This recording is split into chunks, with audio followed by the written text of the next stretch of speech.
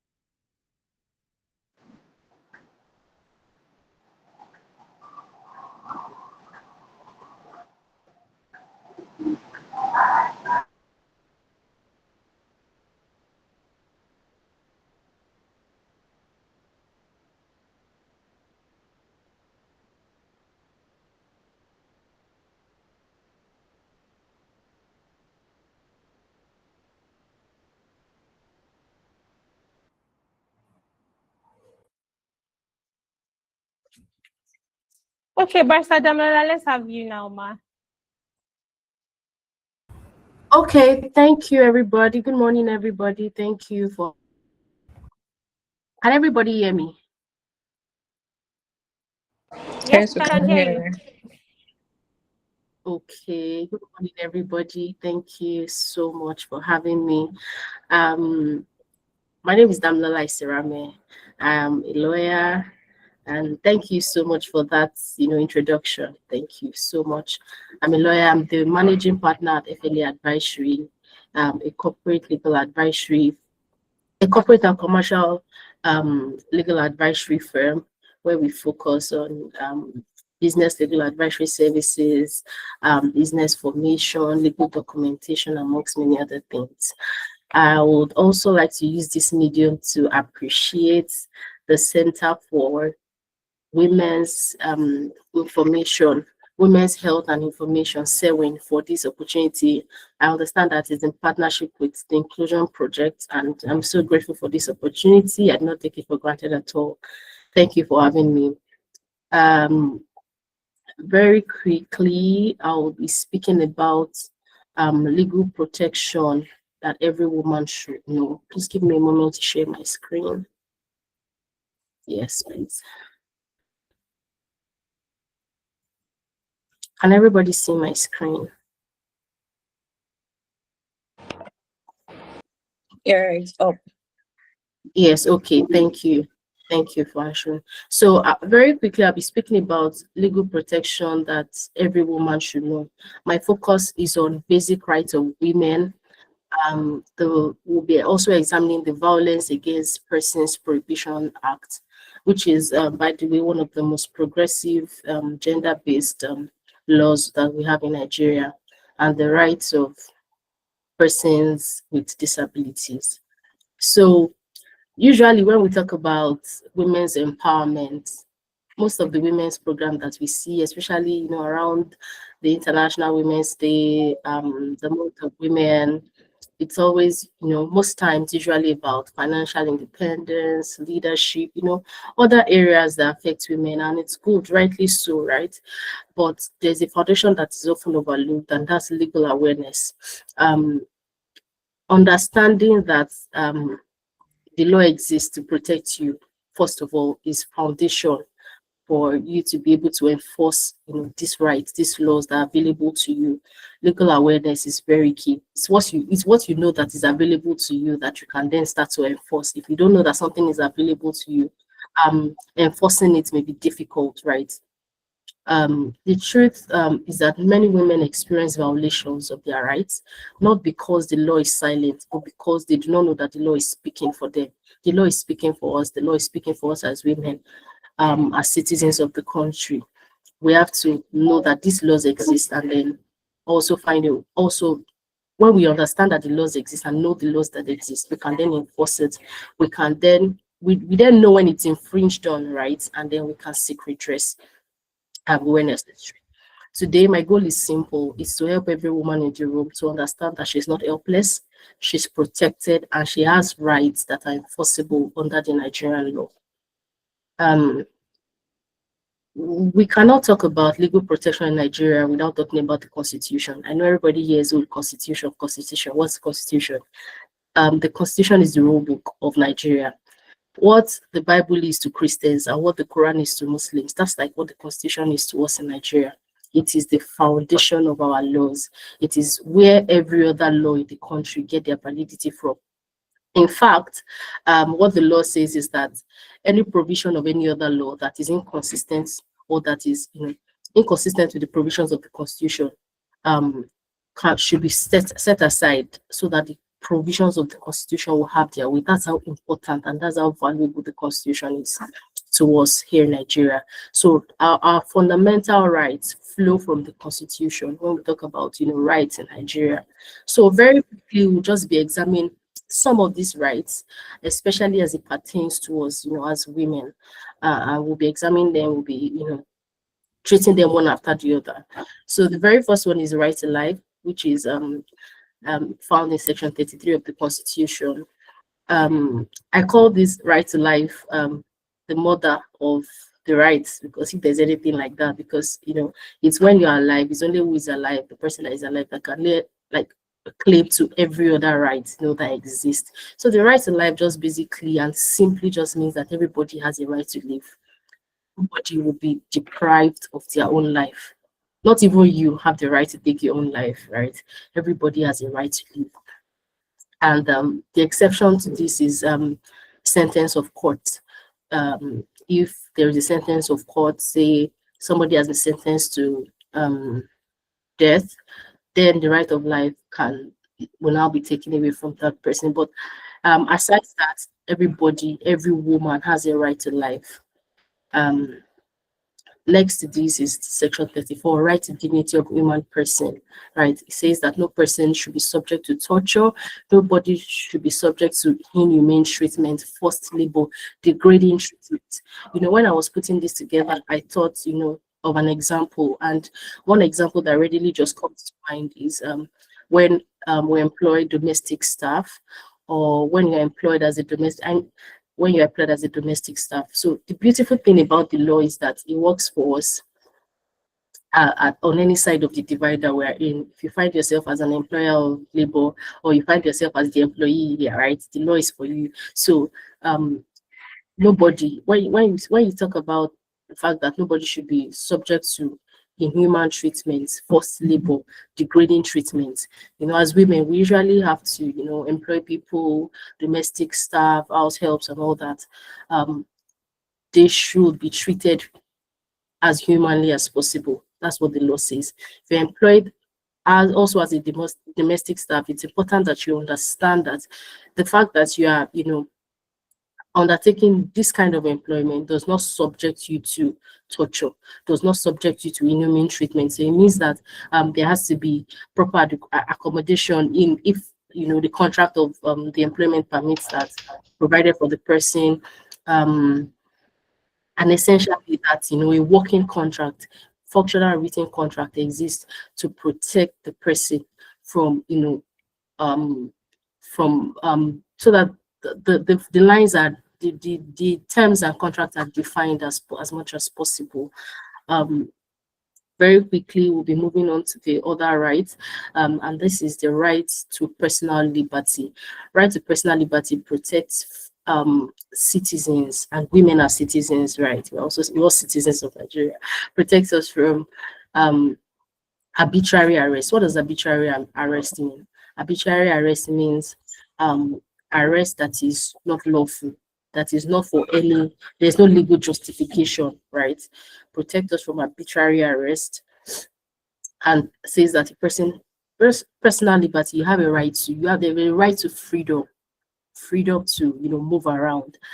But usually when we talk about rights, excuse me, there are usually sometimes exceptions to rights.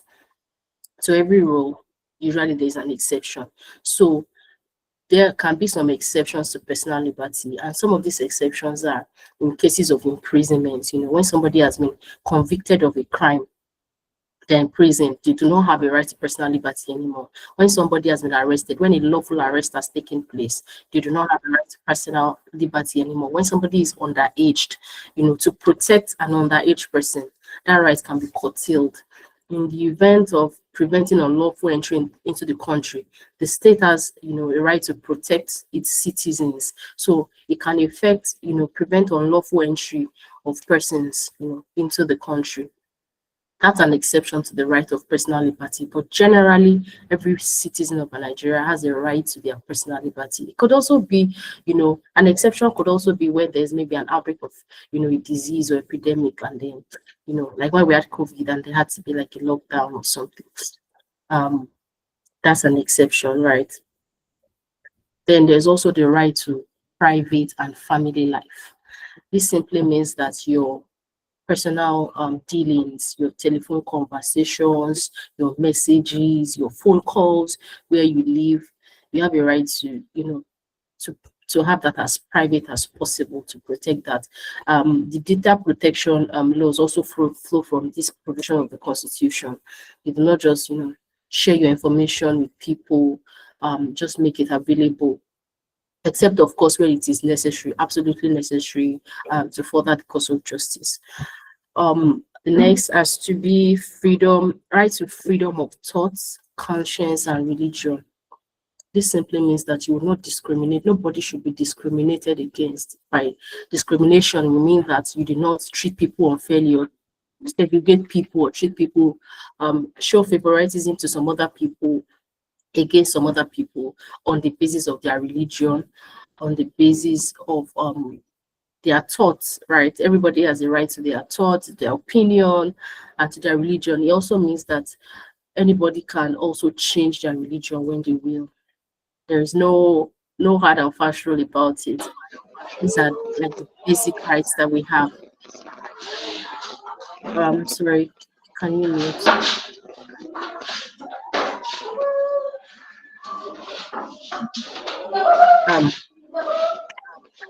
Can everybody hear me? Yes, we can. Okay. Yes, So okay. So I would move on to the next one, which is founded in section 42, which is the right to freedom from discrimination on the basis of sex. Actually, section 42, it provides rights to freedom from discrimination, not just on the basis of sex, right? On the basis of sex, on the basis of an ethnic group, on the basis of the place of religion, political opinion. But I highlighted sex because as women, nobody should discriminate against you because you're a woman. It means that nobody is supposed to say that, oh, this is available, this is not going to be made available to you because you're a woman. We see this every time, in our society, one way or the other. Sometimes it's subtle, right? But what the law provides for is that every citizen of Nigeria is equal. You should not discriminate against anybody on the basis of their sex, religion, and political opinions, among other things. Then Section 43, a particular like this one, it provides that everybody, every citizen of Nigeria can acquire and own a movable property. By movable property, we mean land, property, house.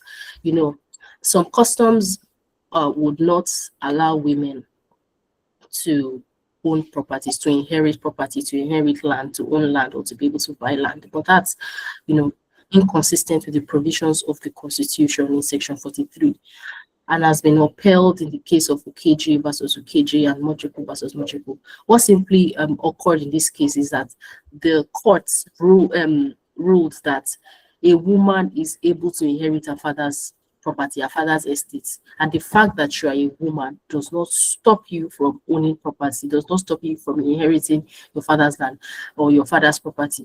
Some of these are our old customs in several different parts of Nigeria. They even see women as chattels or goods that are supposed to be acquired, and so you cannot even acquire property. But that's repugnant. That's against the Constitution. It is against the principles of natural justice, equity, and good conscience. And so, as a woman right now, you can own property. You can challenge this particular right if it is infringed upon. Right. So that's about the rights in the Constitution, especially as it relates to us as women. And very quickly, I'll be proceeding to examine the Violence Against Persons Prohibition Act. I like this act so much because it's one of the gender progressive laws that we have in the country. The Violence Against Persons Prohibition Act. So when I talk, I may just say VAP for short because I may not want to be saying Violence Against Persons Prohibition Act over and again when I'm talking. So, but please just understand I'm talking about the Violence Against Persons Prohibition Act. So the Violence Against Persons Prohibition Act is primarily applicable in the federal FCT, Federal Capital Territory, and other states that have domesticated it. By this, we mean the other states who have adopted it. And, like I said, one of the most gender progressive laws, right? So very quickly, I'll just examine the key provisions of the VAP Act, right? So the first provision is that it criminalizes rape. Now, I find the definition of rape very interesting, and so I think I will just read it out because I realize that not everybody would know what rape is by the definitions of this law.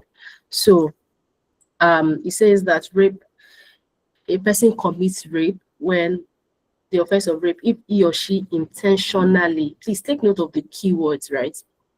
If he or she intentionally penetrates the vagina, anus, or mouth of another person with any other part of his body or anything else. One.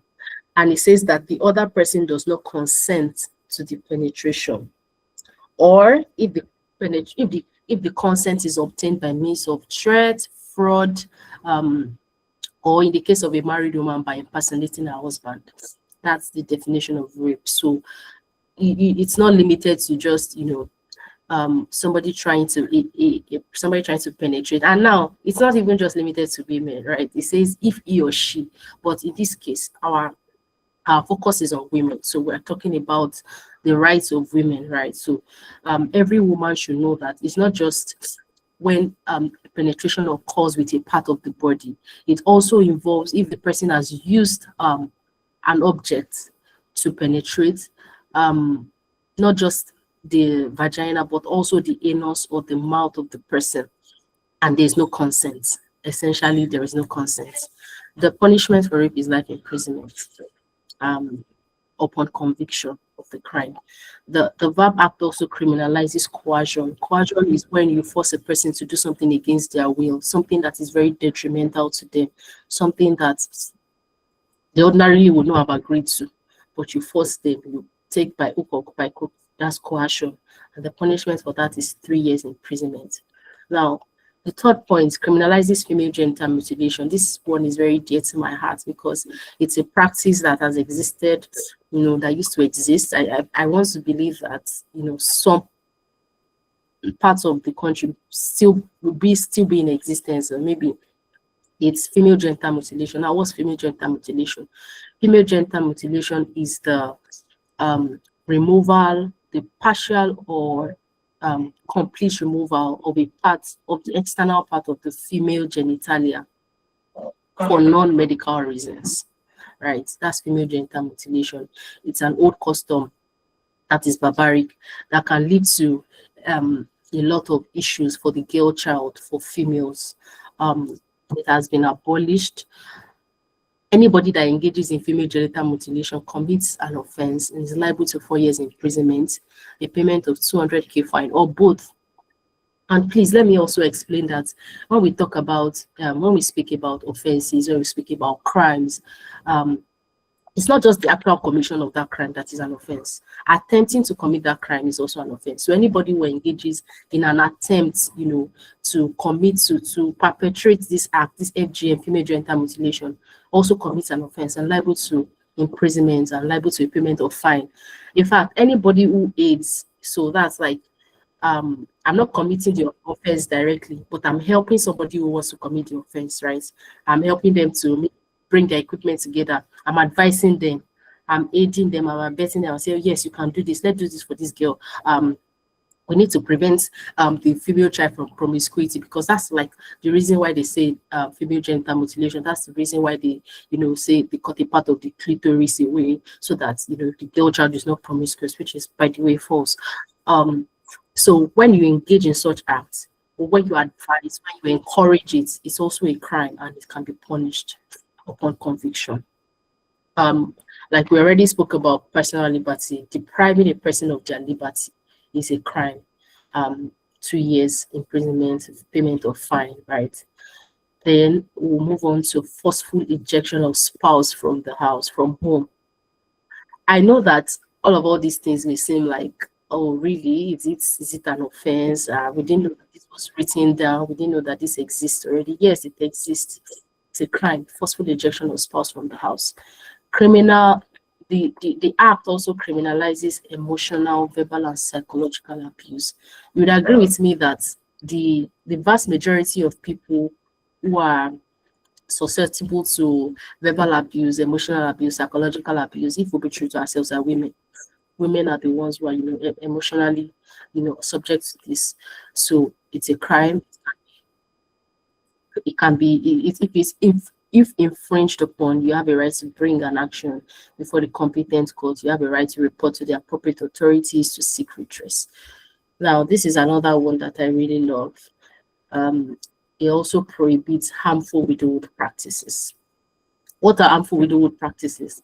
These are practices that are, custom-based, and it's usually when a woman loses her husband, some customs require that the woman does some things like, forces her to shave her hair, force her to wear a particular color of clothes, usually black, for a very long period of time, force her to sleep on the floor, force her to, even as bad as forcing her to drink the water that the corpse of her late husband was, the water that our late husband was baited with, all these are harmful widowhood practices. They are abolished. They should not be heard of.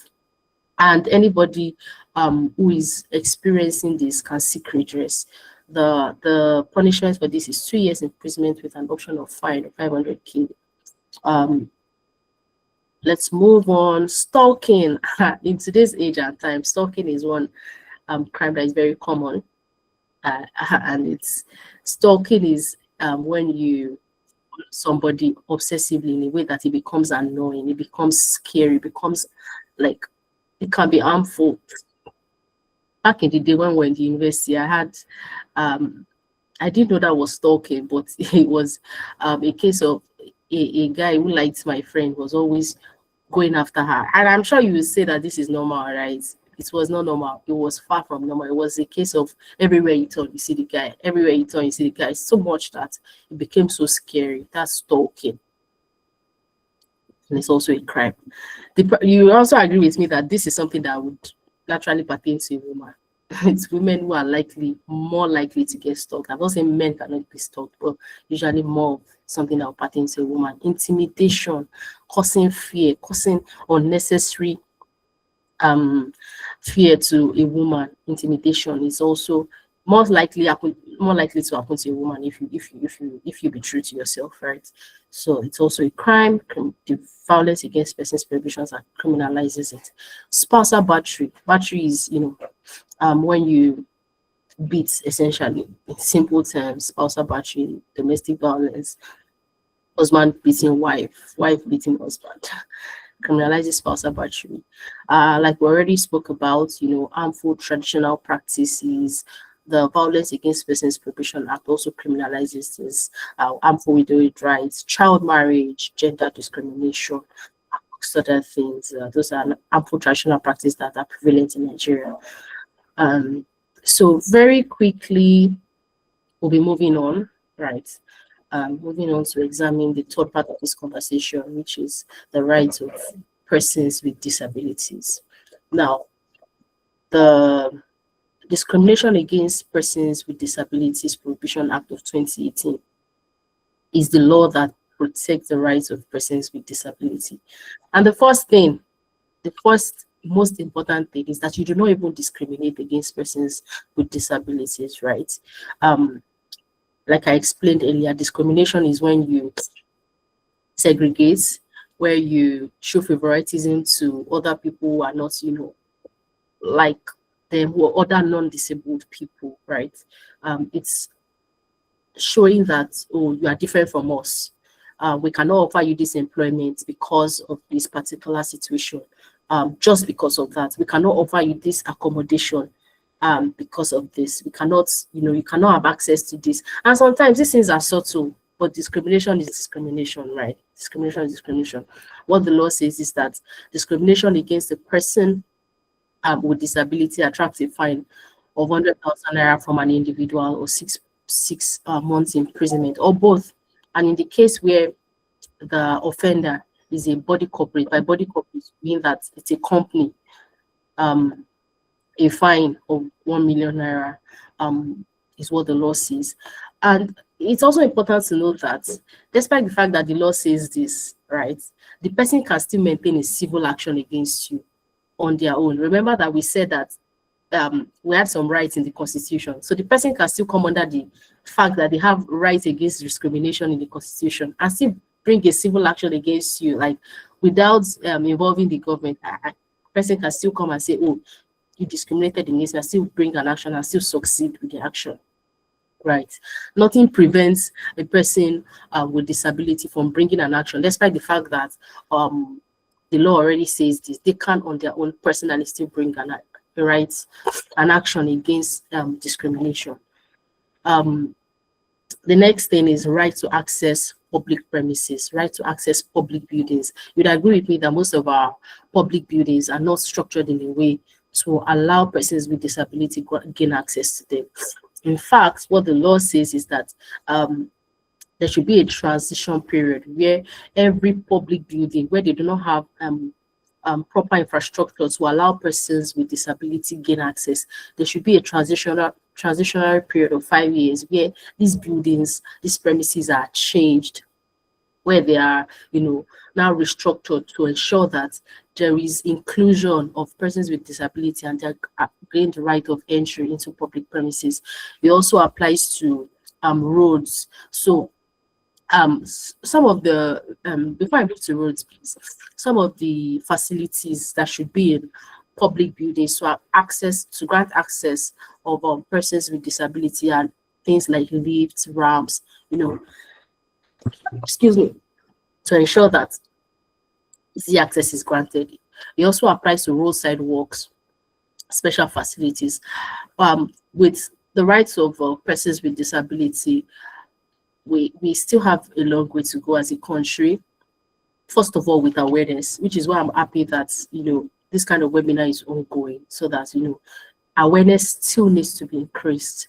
Awareness is low, and so most of the things that the law provides, we still as a country need sufficient time, or we still need, it needs to be enforced, right? It's one thing for the law to be provided, it's another thing for it to be applied already. So we still have a long way to go as a country, but the awareness of it is the foundation, which is what we are doing, right? So let's move on to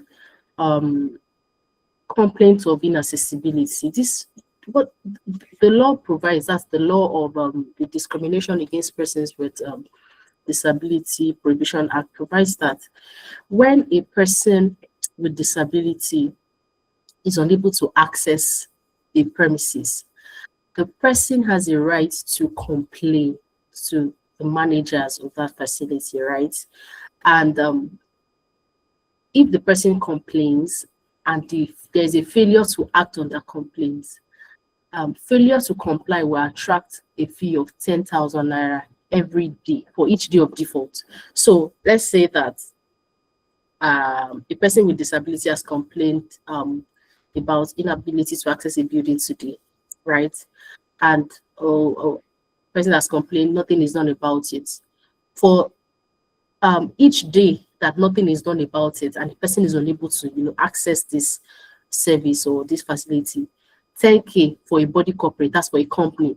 So they are entitled to give the person with disability 10K for each day of default, and 5K for damages for individuals. That if the failure is done by an individual, right? Failure to comply is by an individual. That even brings an option of imprisonment, right? So that's 5K for damages for the individuals, for the person with disability, or 6 months imprisonment, or in fact, in some cases, both, right? That's one thing that I feel like it should be enforced. It's progressive, right? The law also states that goods, services, and facilities should not be refused to persons with disabilities. So you are not supposed to. A person with disability is entitled to access to goods, access to services, access to facilities, and should not be discriminated on solely because of their disability. So you are not going to say that I'm not going to be able to provide you this service or this particular good or this house. Let's just use the example of, you know, somebody is trying to rent an apartment. Now, you do not refuse because the person has a disability, or give terms that are stringent. You know, there's a way you can say that, oh, okay, I'm giving you this, but you have to fulfill this term with this condition. But deep down in your heart, you know that these conditions are going to be impractical, impossible to achieve. So it's just like, it's still discrimination because you know that this person cannot meet these terms or these conditions, right? They are too stringent. The manner of providing this facility should also be dignifying. Remember, we talked about dignity of the human person. So this also applies to persons with disabilities. The manner in which you are offering something should be dignifying. It should not be degrading, right? It should not be degrading, it should be dignifying. We also spoke earlier about accessibility of vehicles. When persons with disability are to enter into, for instance, a person with disability, maybe physical disability, because then again, there are different kinds of disability and it's not just physical. But for instance, a person with a physical disability wants to take public transport. What the law provides for is that the vehicle must stop for the person to board and alight. So it's not treatment just anyhow, just for the sake of, oh yeah, just coming. And we know how rough, especially if you live in Lagos, you know how rough this place can be. But what the law provides is that you must take account, you must take cognizance. There's also the right of, you know, priority. which means that once you're on a queue with the person with disability, you give them the right of priority. That's what the law provides for. Excuse me. Also, the law provides that we wait for persons with disability to board before non-disabled people.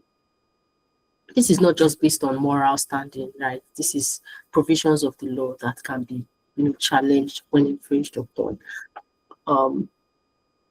There's also the right to reserved parking lots for properly marked cars.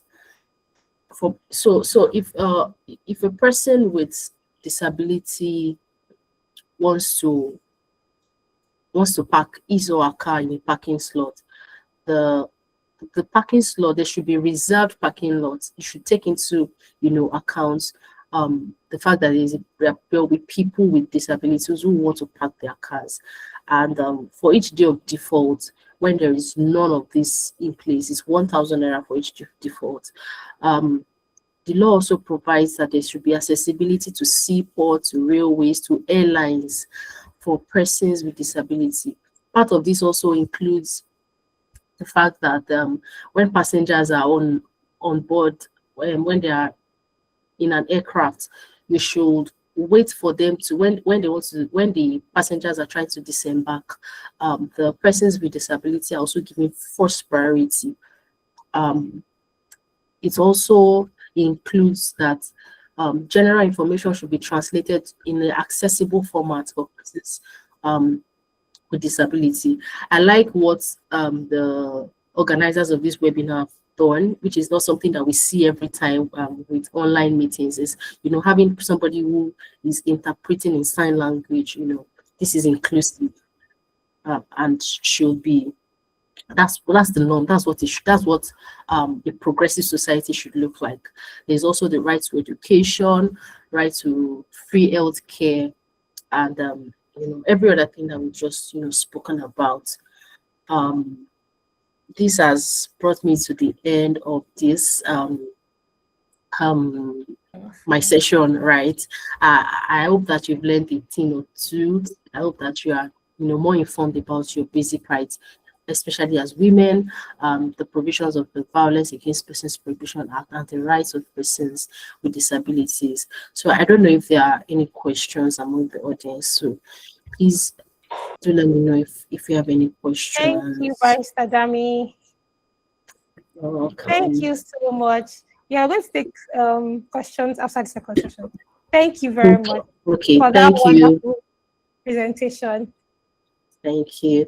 And please allow me to say happy International Women's Day in advance to every woman on the call. The Lord sees you, the Lord protects you, the Lord guides you, the Lord is for you.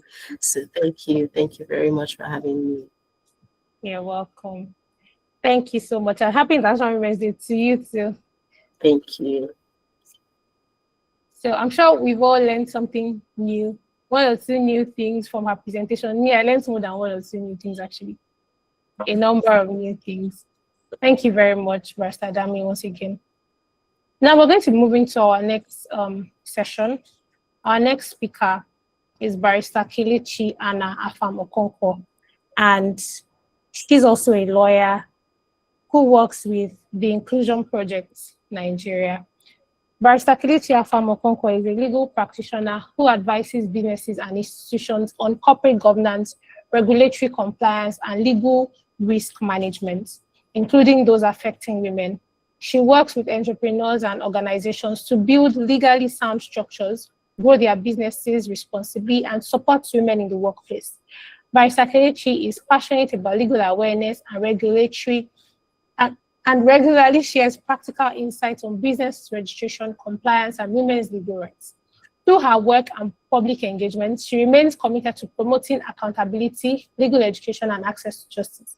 She partners with the Inclusion Project Nigeria on promoting gender justice and women empowerment, ensuring that women and girls are aware of their rights and legal protections that are made available to them.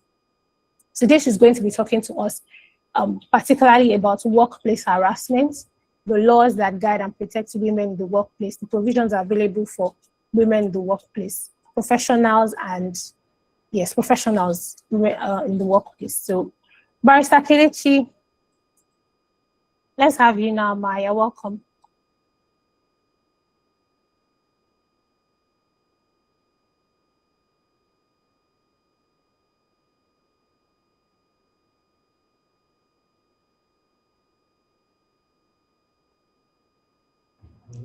Hello, Barrister Kelechi. We can't hear you. You're muted.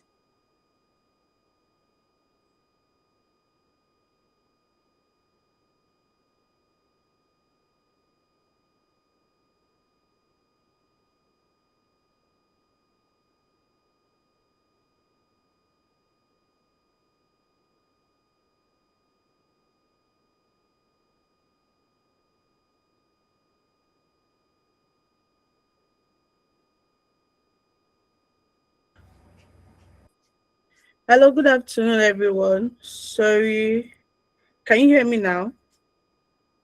Yes, we can. Yes. Okay, good afternoon, everyone. Sorry, I was actually here, but I think I was struggling a little with trying to share my screen. I don't know if Julia, please just help me share my screen. Okay, while I go ahead. Um, so my name is Kelechi. Um, I'm a lawyer, and I just want to thank the organizers of this program. It's actually an opportunity, and it's not something one should take for granted. So I'm really grateful for this opportunity. I'm also grateful for TIP to actually partner with them in bringing legal literacy to each and every one of us. So also, I also want to really applaud Barrister Dami. That was really very insightful, especially when she was sharing, the rights that every woman should actually know. And of course, one of the things that stood out for me, because everyone in this section should actually have one or two things that he or she should go home with. So one of the things that stood out for me is you don't have a right to actually take your life.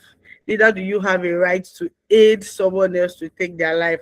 So all those people drinking hypo on TikTok, let's know that those things are actually criminal offenses that you guys are committing on TikTok. Okay, all right. So let me just go straight to my section because I think I've exhausted our time a little bit. Let me start by. Can you hear me? Can you hear me? Yes, we can. Yes, we can. Okay, okay. So let me just start by saying, like, should I say? Let me just tell you what we're told when we joined year one faculty of law. So one of the first things our lecturer will always tell us is this, that a good lawyer is not somebody who knows all the laws, but a good lawyer is someone who knows where to find the laws. So that was one of the first things my lecturer told me, and it really stuck with me. So for this section, I want you to just pay attention particularly to what the law says about you, not just about you, but what the law also says about you in your working environment. So when we say in your workplace, it's not restricted to a 8 to 5 job or a 9 to 5 job. Even as an entrepreneur, that place where you are, that space where you are is actually your workplace. So it is not limited to, wearing colored t-shirts or ties, or looking all glammed up and going to work. No, it's not restricted to that.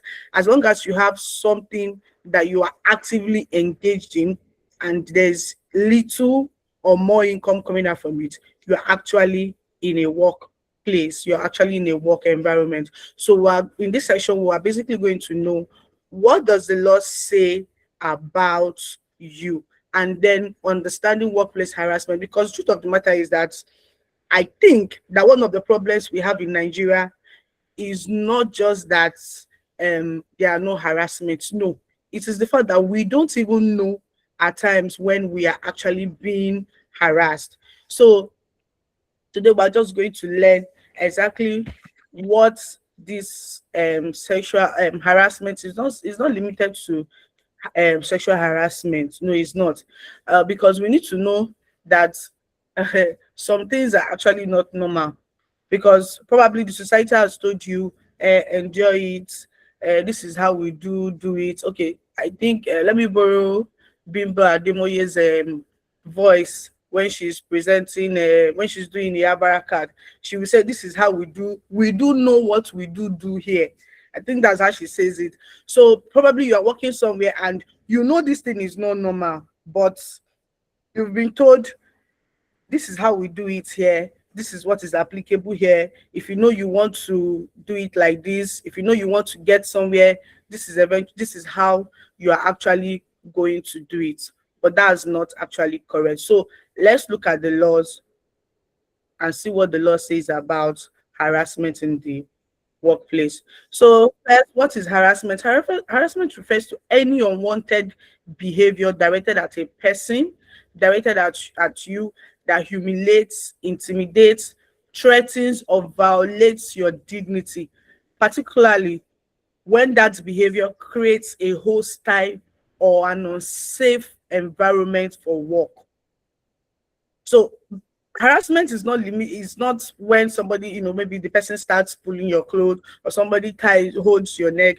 No, it's not just physical, because most times when we hear harassment we think it's just physical. No, it's beyond being physical with somebody. It boils down to words that people say, actions, or even inactions. Somebody may not necessarily say something, but the person's body language is already giving that harassment nature, that makes you, once it makes you uncomfortable is not, when you are underperforming. No, you're actually performing, but just that person's attitude or mode of talking or mode of doing things with you makes you feel unsafe, makes you feel like you are in a hostile environment. For instance, okay, let me not just put it in like professional mood. Let's just say you're working as a sales representative for should I just say, yeah, let me say a sales representative for a company, or a sales representative for somebody, and then this person ties your, should I say, your income or your salary to certain things that are outside the sales. The person ties your income to other things that are outside the sales that you're supposed to bring in. That is actually economically harassing you, because the person has intimidated you to believe that your income is actually going to come from that particular other source instead of what you were actually employed for. Okay, can we proceed with the slide? Yes, so these are the forms of workplace harassment: unwelcome sexual advances, repeated inappropriate comments or joke. Let's say, for instance, maybe you're working as a home assistant or a nanny for somebody, and then somebody keeps making remarks of see how you look. Is this how your village people look? Is this how, remarks like that? That's actually harassment. It's not normal, because if you check it, just like Barrister Dami said, these things actually lead to emotional abuse. And thank God that she had already mentioned it, that in the verb, thank God so much for that verb art as well too, because it's beyond the physical abuse part. It has also criminalized emotional abuse as well too. So threats tied to employment opportunity, intimidation or coercion, persistent unwanted communication, conduct that undermines a person's dignity or safety. So it's like I already mentioned, it's indeed beyond physical abuse. We need to see beyond that, because it is actually from that emotional abuse or words, threats, that physical abuse eventually comes out to. So these are the laws that actually protect you as somebody working, as somebody in a work environment. The Constitution of the Federal Republic of Nigeria, let me borrow them, Barrister Dami's what she said, it is the mother of all laws. The Violence Against Persons Prohibition Act, the VAP Act, the Criminal Code, labor laws and workplace regulation, internal workplace policies. I I intentionally put, sorry, please go back to the last slide. I intentionally put labor laws and workplace regulation because whether formally or informally, as long as you are working with somebody, as long as you have an employer, there are responsibilities that the law expects from that employer. So what this means is that there must be a laid down workplace regulation. It's your right. Now, don't be scared of regulations, thinking that, oh, maybe what if the person now gives me these rules and regulation, it may be too stringent for me. That is actually why this kind of program is organized for you, so that when regulations, your workplace regulations come in, you'll be able to know what is attainable to you, what is obtainable for you, and what is not obtainable for you. So the workplace regulation must be in alignment with labor laws. Let me take, for instance, under the labor law, section 14, every woman is entitled to maternity leave. Every woman, let me say it again, every woman is entitled to maternity leave for at least 12 weeks. Now, you're working for somebody and you are pregnant and you don't get that opportunity. That's actually against the law, and it is actually an offense. And you can actually take that up to a competent court of jurisdiction and it will be handled, because it is actually your right. Now, the labor law goes beyond protecting you while you are pregnant. It also protects your job. So the fact that you're going for a maternity leave does not mean that when you resume, you're no longer going to have your job. It actually also protects you to be that after your maternity leave, you are entitled to your job even after you resume, that's even after giving birth. So what this, in as much as, of course, it's a contract. So sometimes people could actually contract outside, the main law, but it must still be in alignment with the labor law. So 12 weeks may be too much for some organizations, but a woman who is pregnant should actually have some time. So even in some places, you could actually have a time before and even after giving birth. So before you give birth, you could actually take some weeks, for leave, and then after giving birth, you could actually also, get other weeks for leave. So you just need to be aware that there must be rules and regulations for your workplace, and there must also be policies as well too, because these are the things that would protect you. So please, the next slide. So like I already said, your employer must be able to establish clear anti-harassment policies. Yes, especially if you're working in a formal environment, your employer must you must see in your policies that there is an anti-harassment policy. There must also be a reporting channel. There must also be a reporting channel. Of course, maybe the management, the HR. Then if you don't have that kind of structure, there must actually also be one or two persons that you could actually speak to, or you could actually just speak to your boss. Gone are the days when a woman feels intimidated or feels timid to actually voice out. No, that's not the time and era we are in now, because our rights, our voices must be heard. And this particular conversation is actually really very important, because statistics has it that the workplace is actually saturated by 70% of women. So we must actually have this conversation, because if the workplace is going to be safe in the future, women need to be safe. Another thing your employer must investigate complaints fairly. So when you report something, there must be a policy to show how things are done. Okay, for instance, you complain about somebody a colleague did to you, or something that was done to you. There must be a system, there must be a place where a process of how things are treated, these complaints, how it is actually treated. There should also be a policy that protects victims from retaliation. All this is, I'm saying, that actually from the labor law. And these things are the things that you should look out for when you have a regulation or you have a policy in your workplace. Then there should also be a respectful workplace culture.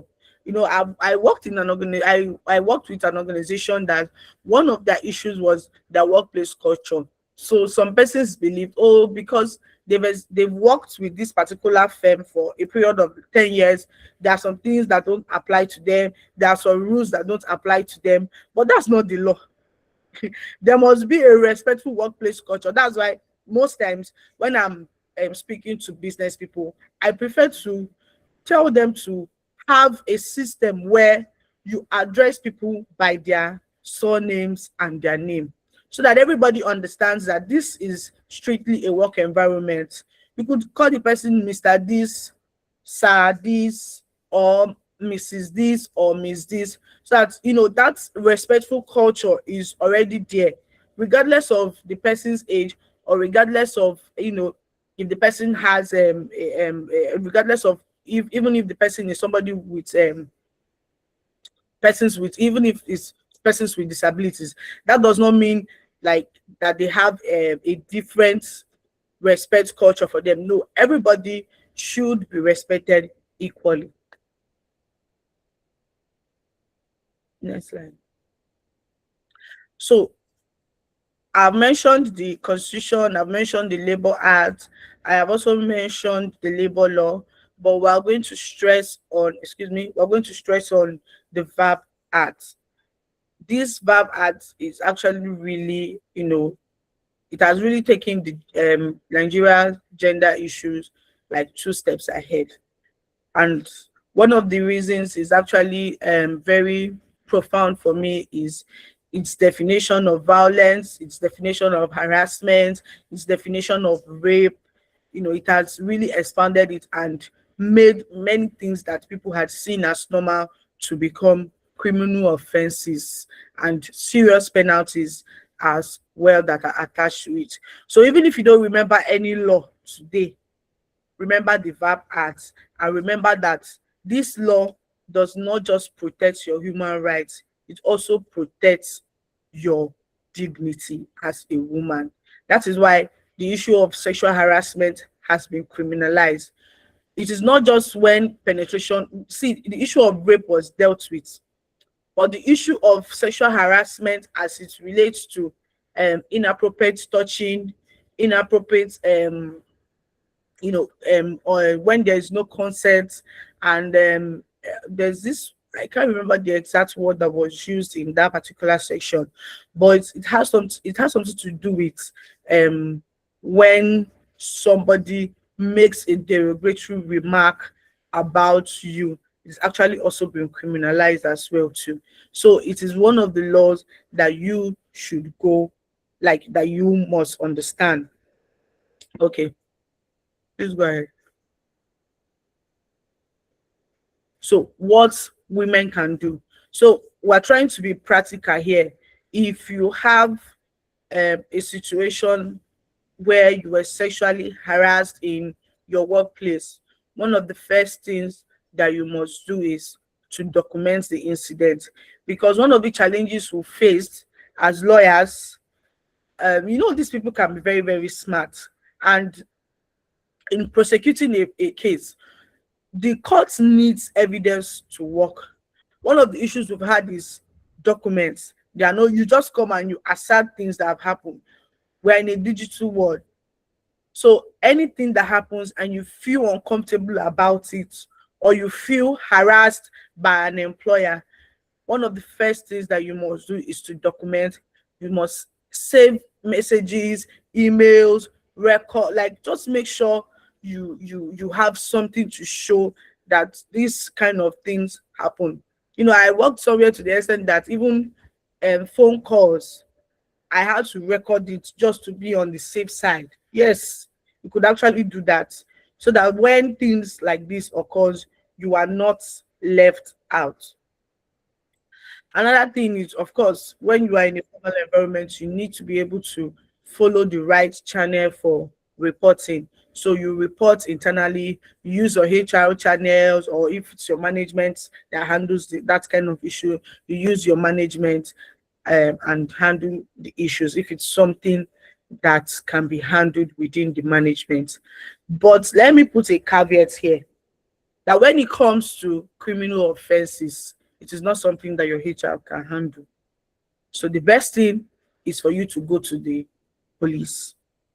That is the best and the first step to take.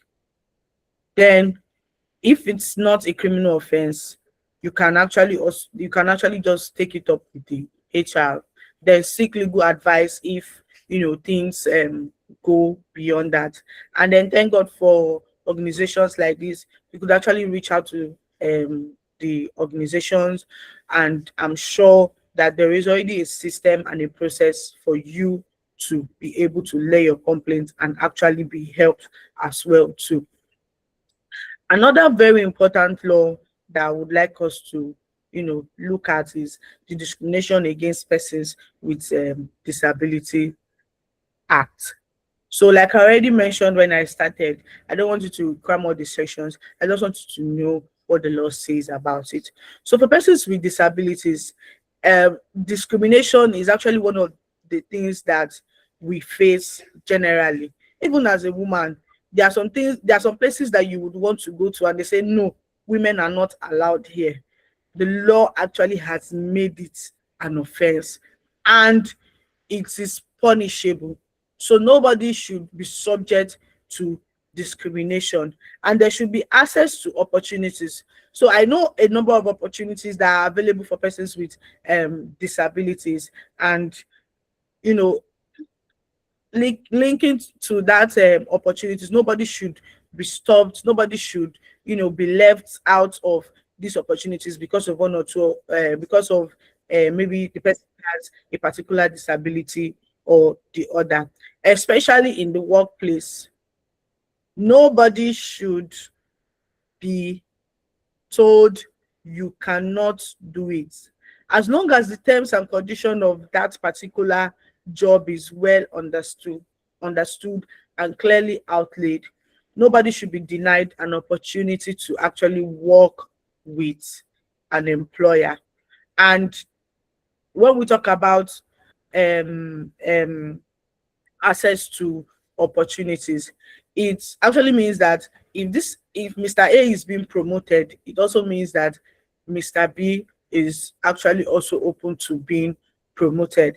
I've seen quite a number of people that are actually doing so well and so successful, and the disability has not made them less of any other person. Okay, please, the next slide.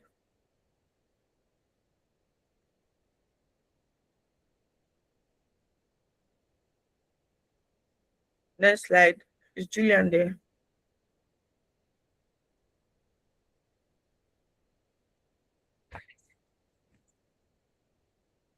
Okay. While we're waiting for Julian for the next slide, I I think that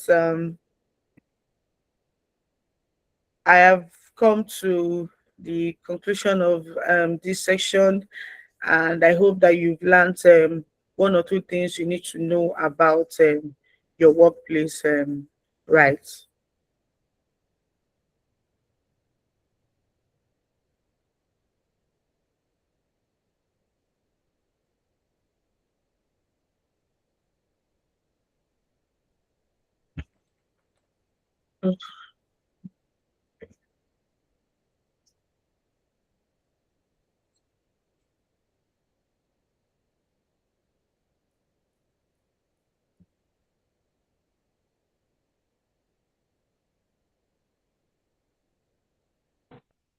All right, So thank you thank very you. much, Miss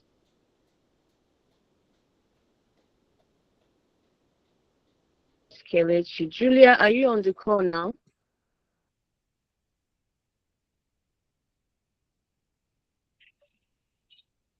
Okay, so while we wait for Julia to sort the question, please go ahead. This is the time for.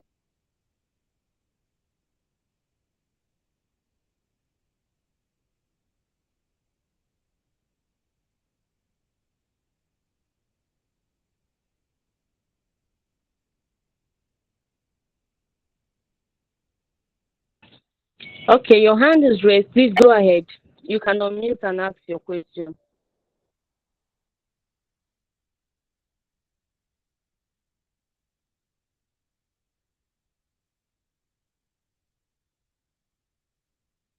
Hello, are you hearing me?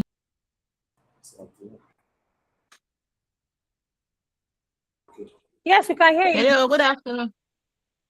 Yes, we can hear you. Okay. Good afternoon, everyone. Good afternoon. My name is Aisha Haruna Yes, Kabuga. ahead. I'm calling from Kano State, and thank you very much for this wonderful session. And I really learned a lot from those two baristas that spoke. And sincerely speaking, I operate two organizations here in Kano State. There is a Women for Development and Empowerment, and there is the other one is the National Council for Child Rights Advocate of Nigeria. Sincerely speaking, here in Kano, we have the child protection law, but I don't. The law is not working. The reason why I say that, we have a lot of abuse here in Kano, especially rape cases. But when we took the case to the court, you will not see any active measures that is taken.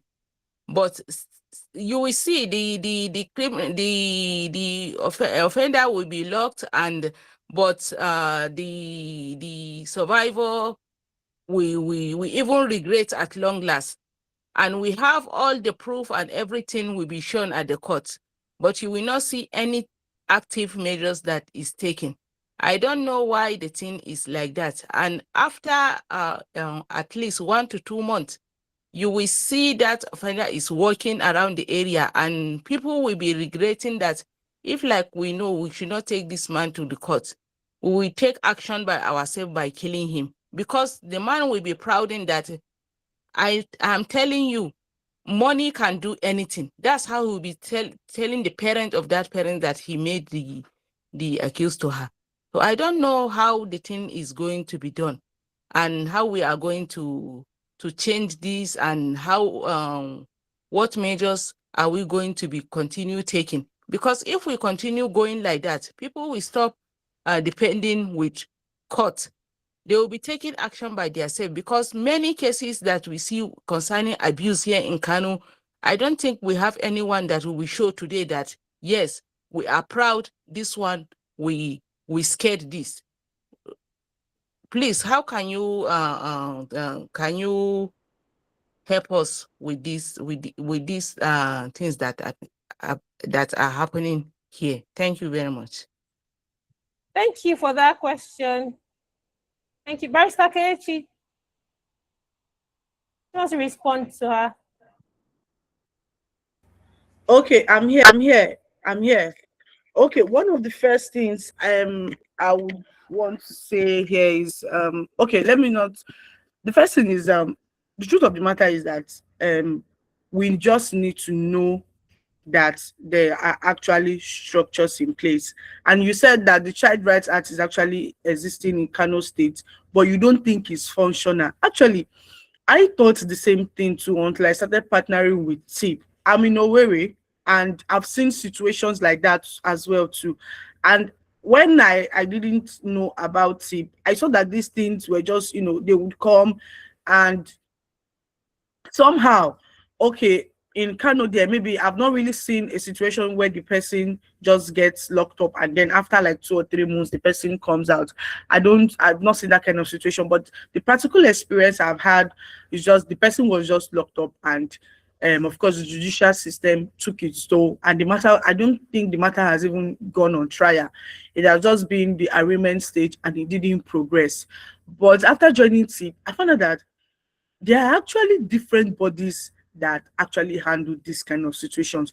One, and the very one that the important thing that is called to my heart, is the victim or the survivor of that particular situation. There are systems already in place to help that person go back to the society. For instance, there is this program here in Owerri, and I know that it's national. It's for schools. I think it's called is, I think, either FUPA or so. I can't remember the full name, but it's actually to help young girls who have had this kind of experiences return back to school. These people are actually very, very, very active. And I know that the organization for, I think it's the National Women's Society of Imo State, that's for Imo State here. And I know that there's also a chapter in Kano State. I'm very sure of that as well too. They're actually also actively involved beyond the prosecution of the offender. They are actively involved in helping these young girls go back to the society and recover from whatever thing that has happened to them, because that's not the like, that is not going to be their situation forever. So I would say yes, sometimes our judicial process can actually be slow, because I must be honest about that part. Our judicial system can actually be slow, and the truth of the matter is that we cannot rule out the part of corruption in our judicial system currently. We're trusting God that it will eventually improve, but there are systems to actually help these girls to rehabilitate and to, you know, survive that particular situation and get back to the society. And I'm very sure that if bodies like the Center for Women Health Information is involved, as well as TIP, and even all these other governmental bodies that I already mentioned are involved, I don't think there will be any offender that would actually survive, like that would actually go scot-free from that particular situation. Like you said, as long as there are evidences, as long as there are things that we can pin on that particular person, and the right system and process is actually approached. That's why I did an outline, because I know that this is one of the challenges. The truth of the matter is that these things, harassment, rape, all these things, they happen every day. But what do we do when this kind of things actually happen? So that's why I actually did, you know, a short note on that, so that we know what to do, the steps to take, so that these people are protected. Because beyond prosecuting that person, I am more concerned about the person who was a victim or a survivor in that particular situation. Thank you. I believe maybe Barrister Dami or any other person could actually contribute more to help answer the question. Thank you. Thank you, Barrister Kelechi. We might need to still reach out for more, like get more information about, you know, if you have contacts for any of all these organizations that can be of help, you know, to solve the question that Ms. Aisha asked. And I mean, you answered her well, but we may still need to provide more specific details. Thank you so much. Okay, we have another question. Or do we have anybody who wants to ask their question? We can take one or two more questions, because we're running out of time now.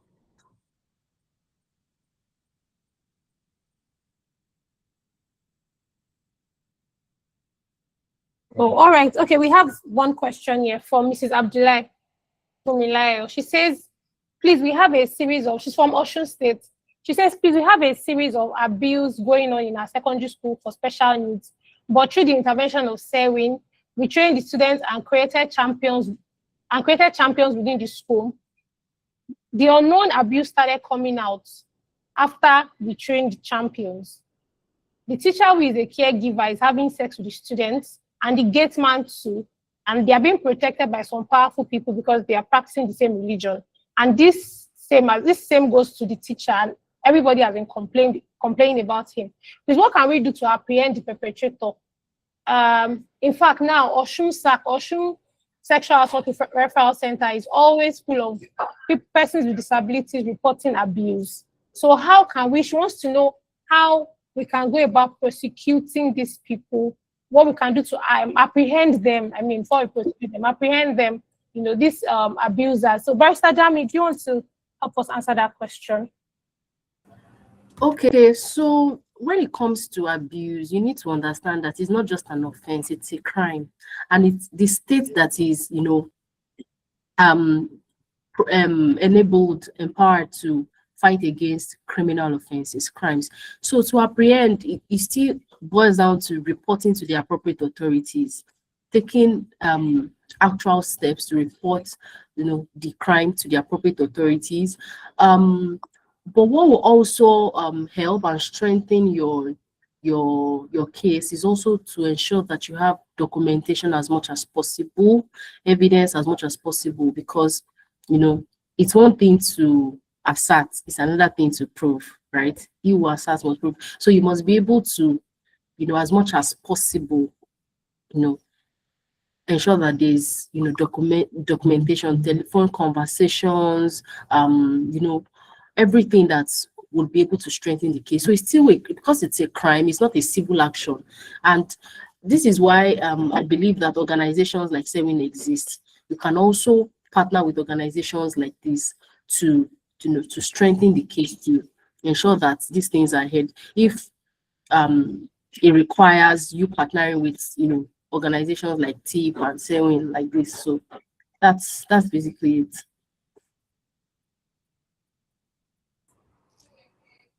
Thank you, Barrister Dami. Okay, Tip Kano is raising their hand.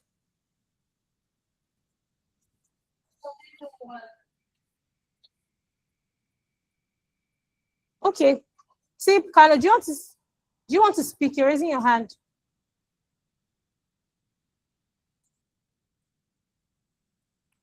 Okay, all right. We have another person raising their hand. Toyin Afachong, do you want to speak? Yes, thank you, Julia, and thank you for this wonderful session. We have learned a lot. I just wanted to contribute to the last question that was asked about what to do, especially on how to get these criminals arrested. I think for me, it's important that when the children in school with disability, in every way possible for them to understand that they are being violated, they are being abused. And so they should understand that they have a right to protect themselves and to say no. So they must go through some form of training to equip them. That's one. Number two, we should set traps because we already have perpetrators in those schools. It's important to set traps for them. The last speaker, the lawyer, mentioned about telephone conversation, maybe possible, but we could have even people hidden when we accept, traps for these perpetrators. Can you move closer to your speaker? We can't hear you clearly. Hear me? Yes, we can hear you. Yes. I'm saying that it's important that we set traps. We should be intentional about setting traps for the perpetrators. Have people in hidden places. Let the persons being abused or about to be abused cooperate until we capture them and we hand them over to the police. Thank you very much. That's my contribution, and thank you for having us. Over. Thank you so much for that wonderful idea.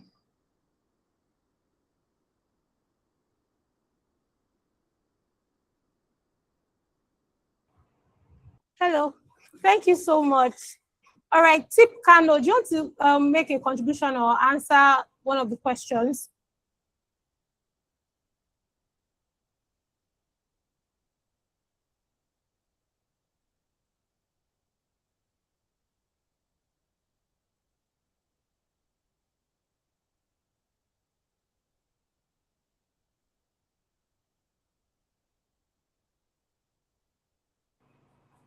Law is blind for evidence. Hello. Okay.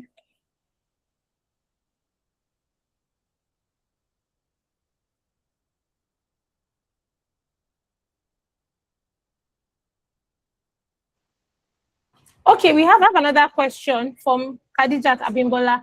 He says, to the first speaker, in the provision of the VAP Act, which criminalizes forceful ejection of spouse from home, please can you define who a spouse is here? Does it involve people co-parenting and not legally joined as husband and wife? This question is for Barrister Dami. Okay, so a spouse, according to the VAP Act, does not include people who are co-parenting. It actually defines a spouse as people who have been joined under the Matrimonial Causes Act, who are recognized as husband and wife under the Matrimonial Causes Act or under Islamic and customary law. Those are people that are recognized as spouse. So cohabiting or co-parenting does not constitute a spousal relationship. Thank you. All right, thank you. Thank you so much. We have another question, and this question is for Barrister Kelechi. It says, in a non-organized setting or workplace, I think establishing clear anti-harassment policies will be difficult, especially in all these mini businesses. How do you think they can go about that in such cases? So this person wants to know how they can go about establishing clear anti-harassment policies in their maybe informal or non-organized workplace setting.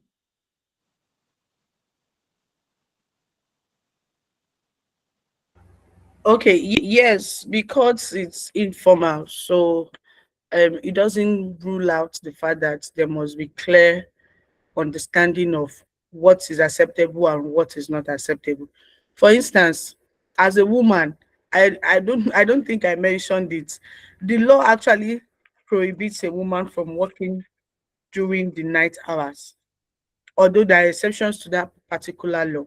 But this is just basic. We're not going to discuss the exceptions. Generally, we should have boundaries for ourselves and as well for other people.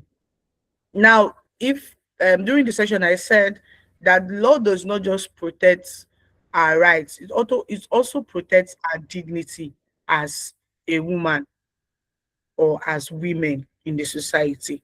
So in an informal settings, yes, it may not be strictly laid down, oh, number one, don't do this, number two, you have to do this, number three, no. But there are clear boundaries. Okay, I resume by 6 a.m. and that means by 6 p.m. I should be on my way home. My job should not extend to 9 p.m. So I work as a sales rep in a particular shop, and I'm employed in that shop. My job should not include going to my employer's house to go ahead and do something extra for that particular person.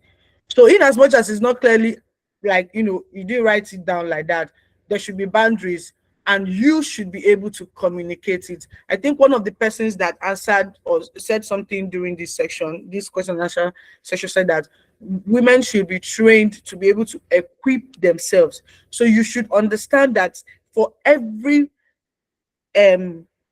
work environment, it may not be written down in a paper, but you should be able to communicate somehow to your employer the things that you feel are, or the things that like we've already cited some of the things that are not acceptable as an employee.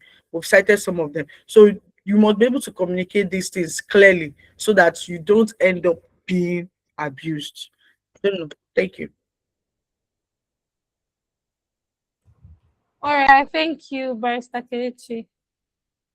So we have another question here. This person wants to know, to Barrister Dami actually. She said, so my question is, when you were talking about the violence against persons, you talked about the years and the fines. My question is, will they pay the fines and spend the years given, or they will either pay the fines and not spend the years attached to their case? So it depends on the discretion on the court. Every case is peculiar to the facts of every case is peculiar. It depends, right? So it depends on the discretion of the court. The court may feel that because of the fact of this case, this person deserves not just to pay fine and to still, spend that term of imprisonment. So it can be both. What the law provides for is that either fine or imprisonment or both. So it leaves that to the discretion of the court, right? So it depends on the fact of the case. Thank you. Thank you very much, Barrister Dami. We've run out of time. This session is not supposed to exceed 12:30, and we've exceeded 12:30 by 6 minutes. But thank you everyone for staying till this time. I mean, even though we've exceeded the time, thank you so much for staying. Thank you so much, Barrister Dami, for your presentation. We've learned a lot, and we'll be reaching out to you actually. Thank you, Barrister Kelechi, for your presentation. We'll also be reaching out to you. Thank you to the Inclusion Project Nigeria for collaborating with us on this. Thank you to everyone who participated, asked a question, and just listened. As I was listening, I was saying that there might just be a number of lawsuits that will emanate from the new learnings that people have gotten from this session today. So we're very grateful. Thank you so much. Please keep the conversation going where you are, in the workplace, in your business place, in your family. Keep the conversation going about the things that you've learned today, about these laws that are available to women, and things that we can do to ensure that our country remains safe for women to continue to express themselves and live freely. Thank you so much for joining, and we look forward to future engagements with you. And happy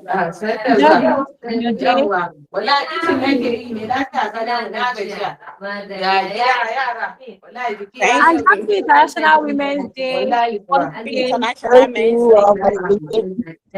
Happy Women's Day. Bye-bye. Blood of Jesus, blood.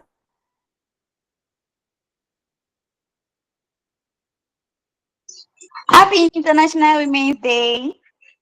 Happy International Women's Day. Bye.